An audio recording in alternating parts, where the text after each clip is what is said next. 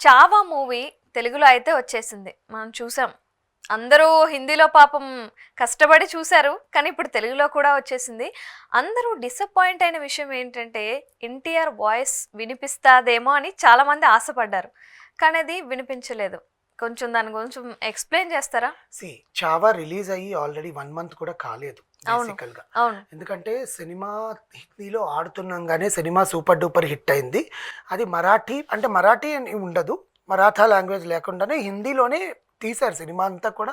అంటే జనరల్గా బేసిక్ హిందీ ఉన్న వాళ్ళు కూడా ఆ సినిమా చూస్తారు, అర్థమవుతుంది. అవును. కానీ అంత ప్రతిష్టాత్మకమైన సినిమాని ఎందుకు ముందుగానే తెలుగు, తమిళ, మలయాళ, కన్నడ భాషల్లో రిలీజ్ చేయలేదు అంటే ఆ సినిమా వాళ్ళు అనుకున్నది హిందీ, మరాఠా లాంగ్వేజ్లో ప్రతి ఒక్కరూ ఆ లాంగ్వేజ్లోని చూడాలి అని.